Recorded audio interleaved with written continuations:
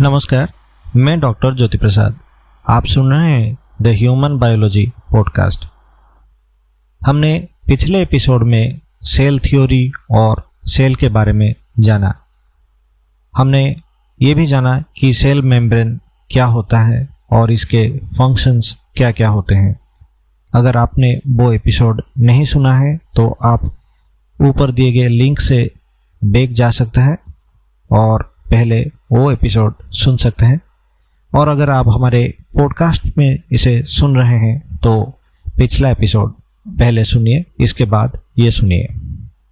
आज हम सुनेंगे कि साइटोप्लाज्म और सेल ऑर्गेनेल क्या क्या होते हैं और उनके काम क्या होते हैं।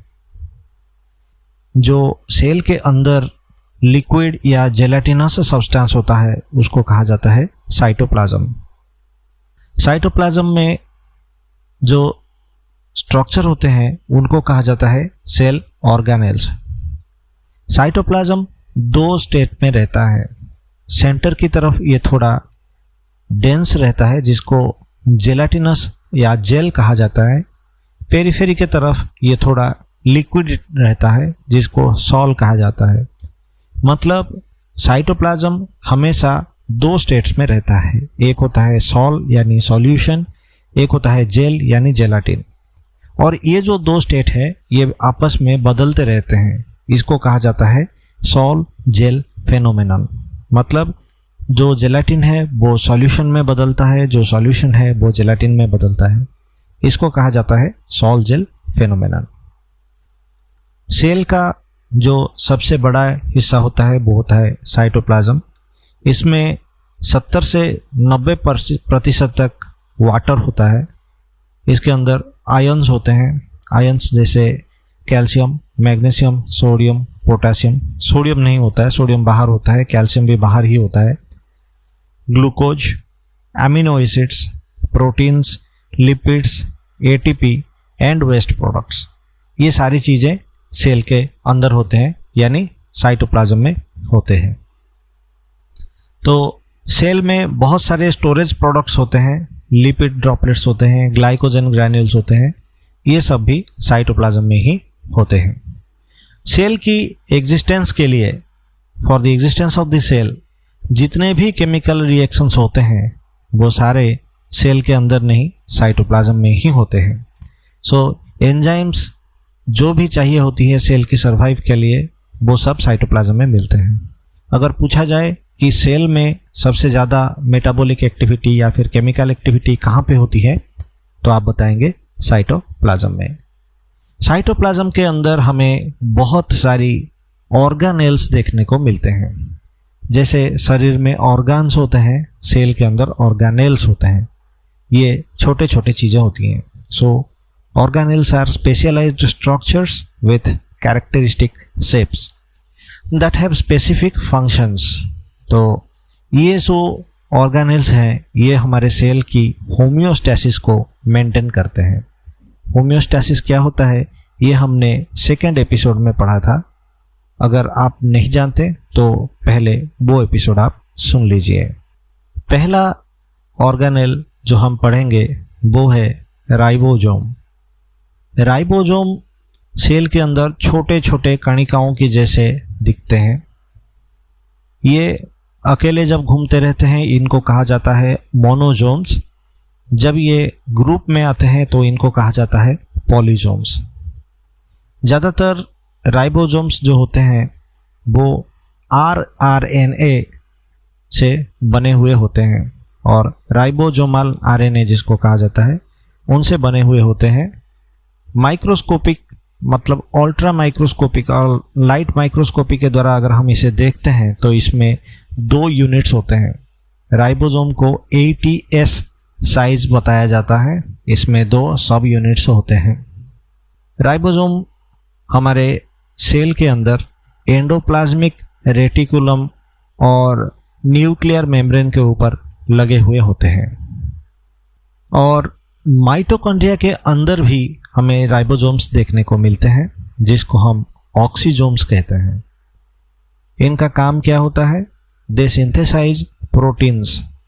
मतलब एंडोप्लाज्मिक रेटिकुलम के साथ जो राइबोसोम्स जुड़े हुए होते हैं वो प्रोटीन प्रोडक्शन करते हैं, जिसको प्लाज्मा मेम्ब्रेन से हम सेल के बाहर भी भेज सकते हैं।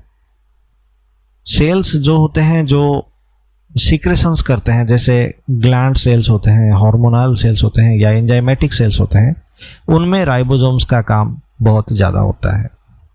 इसके बाद हम पढ़ेंगे एंडोप्लाज्मिक रेटिकुलम के बारे में।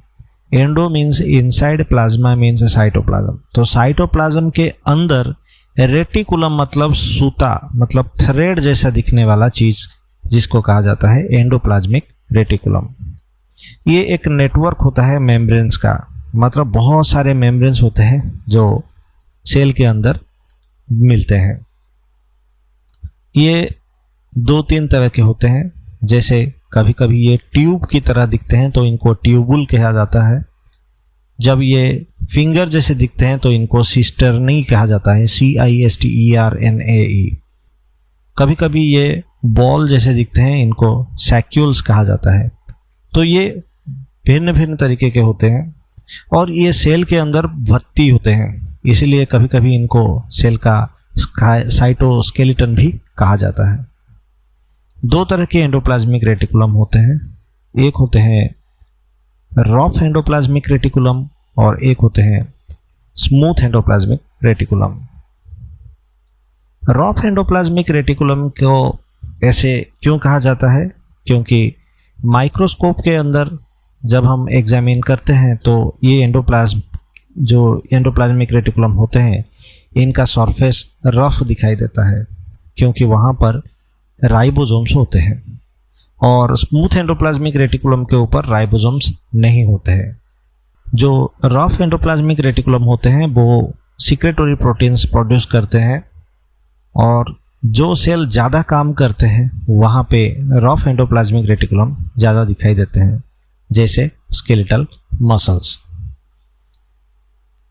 और एंडोप्लाज्मिक रेटिकुलम के बाद अगला जो ऑर्गेनेल आता है वो होता है गोल्गी कॉम्प्लेक्स का। इसको कॉम्प्लेक्स इसीलिए कहा जाता है क्योंकि इसके अंदर बहुत सारे वैरायटी के स्ट्रक्चर्स देखने को मिलते हैं। कुछ कुछ सर्कुलर, कुछ सिस्टर्नल, कुछ ट्यूबुलर, कुछ सैकुलर, कुछ डिफरेंट वैरायटी के स्ट्रक्चर्स इसमें दिखाई देते हैं। ज़्यादातर ये जो स्ट्रक्चर्स होते हैं ये सेल के सेंटर में या फिर न्यूक्लियस के पास ही रहते हैं। इनके फंक्शंस वैरायटी में है, मतलब ये इतने सारे हैं कि इनके फंक्शंस भी डिफरेंट है। जैसे वैज्ञानिक मानते हैं कि गोल्गी बॉडीज एंजाइम्स सीक्रेट करते हैं, और कुछ कहते हैं कि ये सीक्रेटरी वेसाइकल्स हैं जो सीक्रेशंस भी करते हैं, और कुछ कहते हैं कि ये सेल से चीज़ें बाहर ट्रांसपोर्ट भी करते हैं। तो ये सब फंक्शंस होते हैं गोल्गी कॉम्प्लेक्स या गोल्गी बॉडीज़ के लिए। उसके बाद आता है लाइसोजोम। लाइसोजोम एक छोटा सा वैक्यूल जैसा दिखने वाला चीज़ होता है जो सेल के अंदर होता है। किसी किसी सेल में इनकी संख्या ज़्यादा होती है, उनको फैगोसाइटिक सेल कहा जाता है, जो दूसरे सेल को खा जाते हैं। और ज़्यादातर इस सेल ऑर्गेनेल के अंदर एक केमिकल दिखाई देता है जिसको कहा जाता है डाइजेस्टिव एंजाइम, और ये जो एंजाइम होता है इसको हाइड्रोलाइटिक एंजाइम कहा जाता है। हाइड्रो मीन्स पानी, लाइटिक मतलब पानी में बदल देना। तो ये जो एंजाइम होता है ये हर एक चीज़ को हजम कर देता है, means it digest all different types of substances. इसीलिए इसको सेल का डाइजेशन का मेन एपैरेटस भी कहा सकते हैं। तो they digest substances that enter a cell, मतलब सेल के अंदर घुसने वाले सारी चीज़ों को वो हजम करते हैं। अगर लाइसोजोम किसी वजह से टूट जाता है तो वो खुद ही अपने सेल को खा जाता है। इसको कहा जाता है ऑटोफैगी, AUTOPHAGY। इसको कहा जाता है the digestion of worn out organelles, मतलब अपने ही सेल को खा जाना, इसको कहा जाता है ऑटोफैगी। कभी कभी ये पूरे सेल को खा जाते हैं जिसको कहा जाता है ऑटोलिसिस। ऑटो मतलब खुद ब खुद, लिसिस मतलब पानी बदल जाना। तो इसीलिए इसी को हम कहते हैं suicidal bag of the cell, मतलब जो खुद को मार डाले उसको क्या कहते हैं? सुइसाइड ही तो कहते हैं ना। तो ये भी सुइसाइडल सैक होता है। इसके बाद जो स्ट्रक्चर आता है वो होता है peroxisomes. These are similar structures to lysosomes but are smaller and contain several oxidases. Oxidases are enzymes which can oxidize various organic substances. So ये शरीर में मेटाबॉलिज्म को सहायता करते हैं। इसके बाद जो स्ट्रक्चर आता है उसको कहा जाता है माइटोकॉन्ड्रिया। माइटोकॉन्ड्रिया के बारे में आप सबको अवश्य ही पता होगा। Mitochondria is also known as the power house of the cell. इसको अगर हम माइक्रोस्कोप के नीचे देखते हैं, नॉर्मल माइक्रोस्कोप में तो दिखाई नहीं देगा, अगर इसको हम अल्ट्रा माइक्रोस्कोप या इलेक्ट्रॉन माइक्रोस्कोप के द्वारा देखते हैं तो ये हमें 2 मेम्ब्रेन वाला एक ऑर्गेनेल दिखता है जो लंबा होता है, कुकुम्बर जैसा दिखता है। बाहर का मेम्ब्रेन स्मूथ होता है, अंदर का जो मेम्ब्रेन है वो फोल्डेड होता है। इस फोल्ड को क्रिस्टे कहा जाता है, CRISTAE। और इस क्रिस्टे के ऊपर राइबोसोम्स होते हैं, जिस राइबोसोम को हम ऑक्सीजोम कहते हैं। माइटोकॉन्ड्रिया के अंदर एक जेलाटिनस सब्सटेंस होता है जिसको कहा जाता है माइटोकॉन्ड्रियल मैट्रिक्स। माइटोकॉन्ड्रिया का मेन फंक्शन है कि इसके अंदर ऑक्सीजन की उपस्थिति में ATP का प्रोडक्शन होता है। So ATP is known as the energy coin of the cell, और जहाँ पर ये ATP बनता है उसको बोला जाता है power house of the cell. इसीलिए माइटोकॉन्ड्रिया को power house of the cell कहा जाता है। जिस प्रक्रिया में ATP बनता है उस प्रक्रिया को कहा जाता है ऑक्सीडेटिव फॉस्फोरिलेशन। मतलब ऑक्सीजन की उपस्थिति में फॉस्फेट आके एडेनोसिन से जुड़ते हैं, तो एडेनोसिन मोनोफॉस्फेट, एडेनोसिन बाइफॉस्फेट और डाइफॉस्फेट और एडेनोसिन ट्राइफॉस्फेट बनते हैं। इसके बाद जो स्ट्रक्चर है उसको कहा जाता है cytoskeleton. Cytoskeleton is a network of 3 types of protein filaments that extend through out the cytosol. मतलब साइटोप्लाज्म के अंदर 3 तरह के माइक्रोफिलामेंट्स दिखाई देते हैं, जिसको कहा जाता है microfilaments, intermediate filaments and microtubules. ये चीज़ें सेल का स्केलेटन बनाते हैं। तो they help to stabilize the position of organelles, जैसे न्यूक्लियस और अदर ऑर्गेनेल्स को वो अपनी जगह ठहरने देते हैं। इसके बाद हम देखते हैं जो ऑर्गेनेल आता है उसको कहा जाता है सेंट्रोजोम। सेंट्रोजोम एक बहुत ज़रूरी ऑर्गेनेल है। ये एक पेयर होता है, मतलब 2 होते हैं जो पेरपेंडिकुलरली प्लेस्ड सेंट्रियोल्स होते हैं, और हर सेंट्रियोल में 3 ट्यूब वाला एक संरचना होती है। मतलब एक कंस्ट्रक्शन होता है जिसमें 9 ट्यूबुलर कंस्ट्रक्शंस होते हैं और हर ट्यूब में 3-3 माइक्रोट्यूबुल्स होते हैं, तो इसको कहा जाता है सेंट्रियोल। जब सेल डिवीजन के बारे में हम पढ़ेंगे तो सेल डिवीजन में यही सेंट्रियोल टूट के अलग हो जाते हैं और उसमें से थ्रेड्स निकलते हैं जिसको स्पिंडल कहा जाता है। सेल डिवीजन के दौरान सेंट्रोजोम्स हमें सहायता करते हैं। इसके बाद जो स्ट्रक्चर्स आते हैं उनको सिलिया और फ्लैजेला कहा जाता है। ये साइटोप्लाज्मिक स्ट्रक्चर्स होते हैं जो सेल मेम्ब्रेन से बाहर की तरफ होते हैं। तो ये था आज का एपिसोड। हमने सुना साइटोप्लाज्म क्या होता है और सेल ऑर्गेनेल्स क्या होते हैं। अगले एपिसोड में हम पढ़ेंगे न्यूक्लियस के बारे में।